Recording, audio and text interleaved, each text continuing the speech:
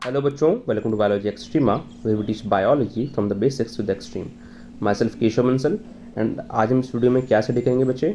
आज हम इस वीडियो में ट्राइसाइक्लिक ग्लिसरॉल्स को स्टडी करेंगे और वैक्सेस को। ठीक है, क्या होते हैं ये लिपिड्स होते हैं। ठीक है, ये क्या होता है बेटा, ये लिपिड्स होते हैं। लिपिड्स के ऊपर बायोकेमिस्ट्री में हम ऑलरेडी काफ़ी चीज़ें स्टडी कर चुके हैं। ठीक है, तो आपको बायोकेमिस्ट्री की प्लेलिस्ट में मिल जाएगा। क्लियर। तो जो लिपिड्स होते हैं उसमें क्या आता है, सिंपलेस्ट लिपिड्स क्या होते हैं, ट्राइसाइक्लिक ग्लिसरॉल्स। ठीक है, और वही फिर साथ में वैक्सेस को स्टडी करेंगे। ठीक है, तो बात करते हैं। तो जो ट्राइसाइक्लिक ग्लिसरॉल्स हैं इन्हें हम ट्राइग्लिसराइड्स भी कहते हैं और शॉर्ट फॉर्म में हमने क्या कहते हैं बेटा, टैग्स। ठीक है, ट्राइसाइक्लिक ग्लिसरॉल्स, ट्राइसाइक्लिक ग्लिसराइड्स। ठीक है, एक ही बात है। क्लियर। अब इसमें क्या होता है कि एक ग्लिसरॉल के मॉलिक्यूल से, लेट ये हमारे ग्लिसरॉल का मॉलिक्यूल है। ठीक है, ग्लिसरॉल का बेटा हमारे यहाँ मॉलिक्यूल है। उस ग्लिसरॉल के मॉलिक्यूल से हमारी क्या होगा, 3 फैटी एसिड की चैन जो है वो अटैच होगी। ठीक है, 3 फैटी एसिड की जो चैन है बेटा वो अटैच होंगी। ठीक है, तो ये क्या हो गया हमारा ट्राइसाइक्लिक ग्लिसरॉल्स। तो बहुत सिंपल सा स्ट्रक्चर है और ये क्या होता है, सिंपलेस्ट लिपिड्स होते हैं। ठीक है, लिपिड्स की सिंपलेस्ट फॉर्म होती है। अब क्या होता है, जो ये फैटी एसिड्स हैं, इससे 3 फैटी एसिड अटैच्ड हैं, ये फैटी एसिड्स अगर सारे के सारे सिमिलर होंगे, ठीक है, इफ़ दे आर सिमिलर, तो क्या होगा कि ये ट्राइसाइक्लिक ग्लिसरॉल्स कैसे होंगे, सिंपल ट्राइसाइक्लिक ग्लिसरॉल्स। ठीक है, और अगर ये फैटी एसिड्स जो होंगे डिफरेंट ग्रुप फैटी एसिड्स हैं, ठीक है, अलग हैं। क्लियर, तो क्या होगा, ये मिक्स्ड ट्राइसाइक्लिक ग्लिसरॉल्स होंगे। ठीक है, अब हम टैग्स वर्ड यूज़ करेंगे। ठीक है, ट्राइसाइक्लिक ग्लिसरॉल्स के लिए, तो आप समझना। क्लियर। अब क्या होता है, दो कॉम्पोनेंट तो हमें पता चल गए, एक तो है ग्लिसरॉल जो अल्कोहल है। ठीक है, और दूसरा क्या है हमारा, दूसरा इसमें फैटी एसिड, जो फैटी एसिड की 3 चेन्स जुड़ी हैं इसके अंदर। ठीक है, तो ये 2 कंपोनेंट हो गए। जब भी हम किसी अल्कोहल से किसी एसिड को जोड़ते हैं तो क्या बनता है, एस्टर बनता है ना। तो यहाँ पर क्या हमारे पास एसिड भी हो गया, फैटी एसिड्स, और अल्कोहल भी हो गया, ग्लिसरॉल। तो ये क्या है, these are esters of fatty acids and glycerol.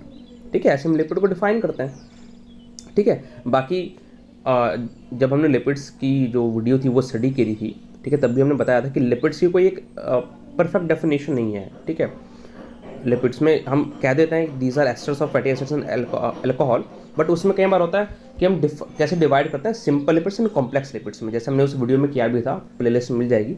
ठीक है, कि सिंपल में क्या होता है, सिर्फ इतना ही होता है। क्लियर, आपके फैटी एसिड जुड़े हैं अल्कोहल से। ठीक है, जो हमारी ग्लिसरॉल है, ग्लिसरॉल हो सकती है, और भी चीज़ें हो सकती हैं, स्फिग्नोसाइन भी हो सकता है। ठीक है, काफ़ी अच्छे से डिस्कस किया गया है उस वीडियो में। और क्या होता है कि अब इनके अंदर कुछ एडिशनल ग्रुप्स भी हो सकते हैं, तो उस बेसिस पर क्या हो जाता है बेटा, ये कॉम्प्लेक्स लिपिड्स बन जाता है। ठीक है, हम बात करें कि सिंपलेस्ट लिपिड्स की। ठीक है, तो सिंपलेस्ट लिपिड्स में हमें सिर्फ क्या मिलेंगे, ये 2 कंपोनेंट। क्लियर, ये सही वीडियोस डल चुके हैं इन चीज़ों के ऊपर। ठीक है, हम ये अलग से पढ़ रहे हैं। क्लियर, एक लिपिड्स का ओवरव्यू हम ऑलरेडी ले चुके हैं, तो आप बेटर है सबसे पहले उसे ज़रूर देखें। ठीक है, अब जो इंट्रैक्शन हो रहा है, जो बॉन्ड इनके बीच बन रहा है, वो कौन सा लिंकेज होगा, कौन सा बॉन्ड होगा, वो का एस्टर बॉन्ड। ठीक है, बिकॉज एस्टर्स फॉर्म कर रहे हैं। क्लियर, तो इंपॉर्टेंट है, ध्यान रखना। अब क्या होता है, हमें पता है लिपिड्स जो होते हैं, लिपिड कैसे हैं, नॉन पोलर है। ठीक है, जो आपको लिपिड बायलेयर का स्ट्रक्चर पता होगा, पोलर एनवायरनमेंट होता है बाहर। ठीक है, और अंदर क्या होता है आपका, लिपिड बायलेयर में जो लिपिड के मॉलिक्यूल्स होते हैं एम्फीपैथिक मॉलिक्यूल्स होते हैं, यानी उनके अंदर दोनों डोमेन हमें देखने को मिलेंगे। पोलर डोमेन भी जो पोलर रीजन को फेस करता है, ठीक है, जो ECF में पोलर रीजन है, ICF इंट्रासेलुलर फ्लूइड में पोलर रीजन है, बेटा पोलर रीजन होता है ये ना, उन दोनों को फेस करता है। ठीक है, जो भी हमारे लिपिड के हाइड्रोफिलिक हाइड्रोजन्स होते हैं। ठीक है, और फिर साथ में उनमें क्या होता है, उनमें हमारा जो फैटी एसाइल चेन्स होती हैं, ठीक है, फैटी एसिड चेन्स होती हैं, वो हाइड्रोफोबिक होती हैं। ठीक है, तो जो ट्राइसाइक्लिक ग्लिसरॉल्स हैं, ठीक है, ये तो हमने बात करी एक नॉर्मल लिपिड की। ठीक है, जैसे हम अगर बात करें स्पेसिफिकली ट्राइसाइक्लिक ग्लिसरॉल्स की, तो उसमें क्या होता है, इसमें भी ये कैसे नॉन पोलर हैं। ठीक है, नॉन पोलर है, हालांकि जिसमें ग्लिसरॉल हेड होता है, बिकॉज वो अल्कोहल है तो वो वाटर में सॉल्युबल होगा, तो इसमें भी बिकॉज चाहे हमने यहाँ पे लिख दिया कि नॉन पोलर है, हाइड्रोफोबिक है मेजरली। ठीक है, लेकिन ये भी क्या है, बिकॉज लिपिड हमेशा क्या होता है, जैसे हमने अभी बताया कि एम्फीपैथिक मॉलिक्यूल होता है, यानी उसमें दोनों डोमेन होंगे, हाइड्रोफोबिक डोमेन भी होगा और हाइड्रोफिलिक डोमेन भी होगा। जो ये फैटी एसिड चेन्स होते हैं ना बेटा, ये हाइड्रोफोबिक डोमेन होता है, जबकि जो ग्लिसरॉल हेड है वो हाइड्रोफिलिक डोमेन होगा। बिकॉज जैसे मैंने आपको बताया कि कहीं ना कहीं इन्हें पोलर एनवायरनमेंट फेस करना पड़ेगा ही पड़ेगा जब किसी बायोलॉजिकल सिस्टम में होंगे, ठीक है। तो स्टेबल होनी चाहिए उस जगह पे भी कि कोई पार्ट ऐसा भी होना चाहिए जो उसे फेस कर सके हाइड्रोफिलिक रीजन को, पोलर एनवायरनमेंट को। क्लियर। तो कुल मिला के कैसे नॉन पोलर हाइड्रोफोबिक, ठीक। और मेन बात क्या है कि स्टोर्ड लिपिड्स हैं, ठीक है, स्टोर्ड लिपिड्स हैं, कि यानी एज एनर्जी रिजर्व्स यूज़ होते हैं बॉडी के अंदर, ठीक है। अब हम फूड खाएंगे, कुछ फूड तो डायरेक्टली जब एनर्जी में कन्वर्ट होगा, ठीक है, वो यूटिलाइज हो जाएगा, ठीक है, मेटाबॉलिज्म में या फिर ग्रोथ की एक्टिविटीज़ में, कुछ भी, ठीक है। और जो एक्स्ट्रा फूड होगा, जो रिमेनिंग फूड होगा, वो हमारा क्या होगा, जो रिमेनिंग फूड होगा वो हमारा स्टोर किया जाएगा फ्यूचर नीड्स के लिए, ठीक है। तो ऐसा एनर्जी रिजर्व्स यूज़ करते हैं। तो ये भी हम अभी स्टडी करेंगे कि प्लांट्स में क्या होता है, किस तरह से स्टोर किया जाता है, और यूकैरियोटिक सेल में, वर्टिब्रेट सेल में, ठीक है, किस तरह से ये स्टोर किया जाता है। क्लियर। अभी हम बात करेंगे। अब क्या होता है, थोड़ी और फिजिकल प्रॉपर्टीज़ की बात कर लेते हैं कि वाटर के कंपैरिजन में इनकी जो स्पेसिफिक ग्रेविटी होती है वो लोअर होती है, ठीक है। साथ में क्या होता है, हम ट्राइसाइक्लिसराइड्स को न्यूट्रल लिपिड्स भी कहते हैं। क्यों? क्योंकि इनके पास कोई चार्ज नहीं है, ठीक है, इनके पास कोई चार्ज नहीं होता। अब हम इन्हें कैटेगराइज करते हैं दो बेसिस पर, ठीक है। ये तो हमने फैट्स में कैटेगराइज किया, ये तो हमने फैट्स में कैटेगराइज किया बेटा, और एक हम ऑयल्स में कैटेगराइज करेंगे, ठीक है। फैट्स और ऑयल्स में अगर हम कैटेगराइज करते हैं, दो मेन चीज़ हमें हमेशा ध्यान रहती हैं, क्या, ठीक है, कि रूम टेम्परेचर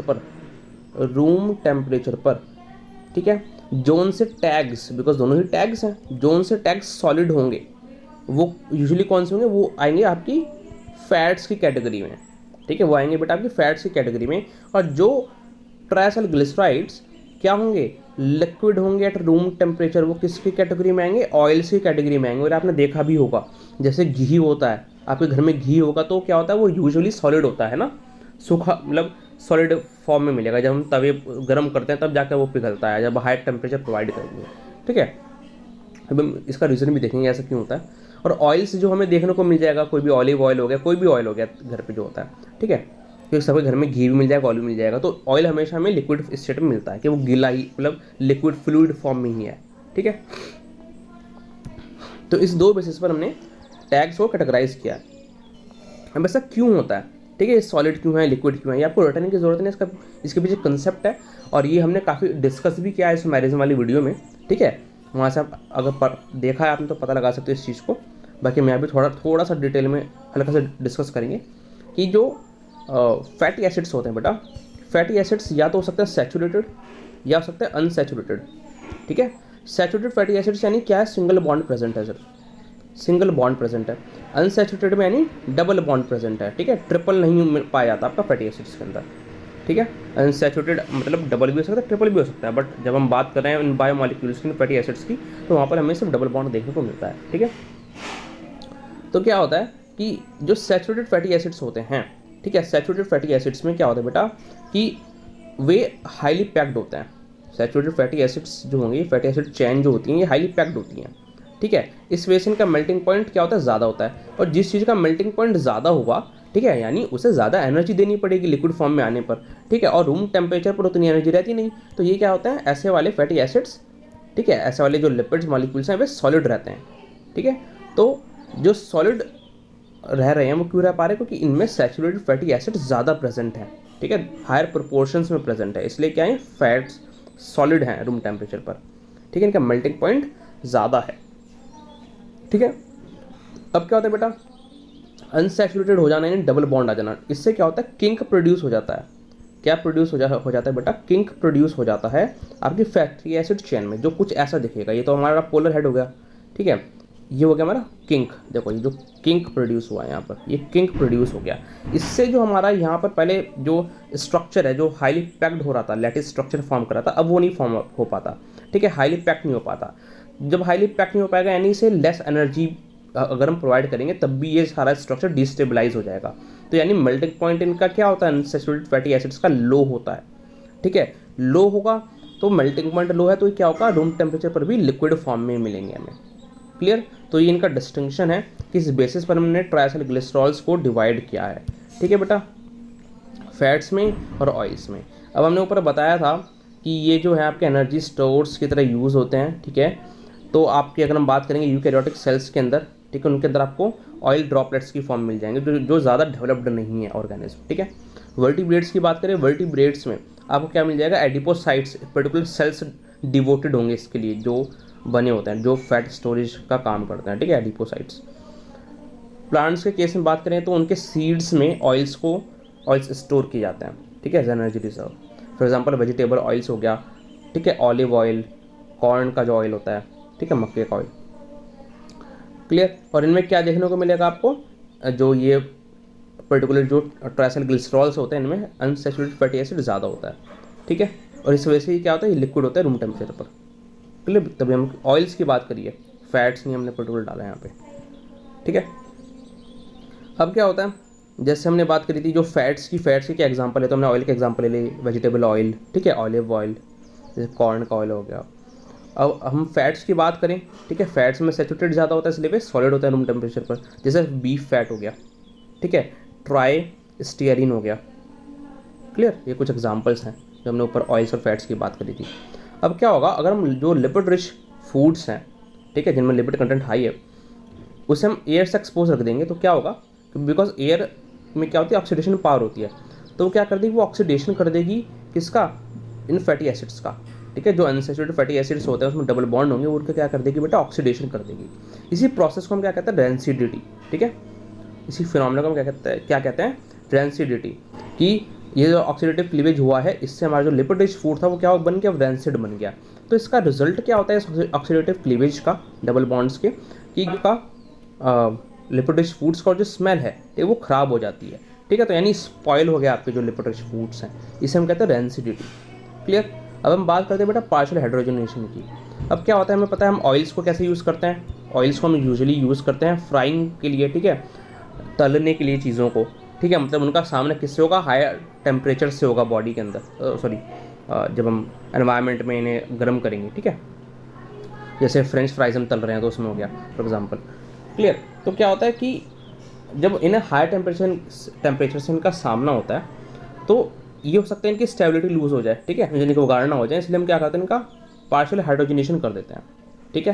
क्या मतलब है इसका, कि हम क्या करेंगे, जो अनसैचुरेटेड फैटी एसिड्स हैं, ठीक है, उन्हें सैचुरेटेड फैटी एसिड्स में कन्वर्ट करेंगे, क्लियर। अनसैचुरेटेड में कौन से पाए जाएंगे, इसके अंदर सिस डबल बॉन्ड्स देखने को मिलते हैं, बिकॉज हमने पहले भी बात करी थी जब हम आइसोमेरिज्म पढ़ रहे थे कि अनसैचुरेटेड सिस और ट्रांस दोनों हो सकते हैं, ठीक है। सिस यानी जो सिमिलर ग्रुप है वो सेम साइड, ट्रांस यानी अपोजिट साइड में होंगे। जो सिस हैं वो ज़्यादा पाए जाते हैं, ठीक है, बिकॉज वो जो बायोलॉजिकल मेम्ब्रेन्स होते हैं उनकी फ्लूइडिटी को भी इंक्रीज़ करते हैं, ठीक है, उनका मेल्टिंग पॉइंट कम होता है, क्लियर, इसलिए बायोलॉजिकल सिस्टम में ज़्यादा देखने को मिलता है। तो सिस डबल बॉन्ड्स जो होते हैं, ठीक है, जो यानी कुल मिलाकर अनसैचुरेटेड फैटी एसिड्स हैं, ठीक है, उन्हें क्या कर रहे हैं, उन्हें सिंगल बॉन्ड्स में कन्वर्ट कर रहे हैं, यानी जो सैचुरेटेड फैटी एसिड्स हैं, ठीक है। इससे क्या होता है, हमें पता है सैचुरेटेड फैटी एसिड्स का मेल्टिंग पॉइंट हायर होगा, ठीक है, तो वे रूम टेम्परेचर पर सॉलिड रहेंगे, ठीक है। तो इसी प्रोसेस को हम क्या कहते हैं, पार्शियल हाइड्रोजनेशन। अब इस प्रोसेस के कुछ नुकसान भी होते हैं, क्या, कि कई बार जो आपका सिस डबल बॉन्ड है यानी अनसैचुरेटेड फैटी एसिड्स हैं वो सैचुरेटेड होने की बजाय सिस डबल बॉन्ड से ट्रांस में कन्वर्ट हो जाते हैं। सिस से किस में कन्वर्ट हो गए, ट्रांस में कन्वर्ट हो गए। अब सबको पता है कि जो ट्रांस फैटी एसिड्स होते हैं वो अच्छे फैटी एसिड्स नहीं होते, ठीक है। जैसे आपको ट्रांस फैटी एसिड्स सब सारे फास्ट फूड में मिल जाएंगे, ठीक है। ट्रांस फैटी एसिड्स अच्छे फैटी एसिड्स नहीं होते, ठीक है। ये कार्डियोवैस्कुलर डिजीजेस कॉज करते हैं, हार्ट डिजीज जो होती हैं, ठीक है।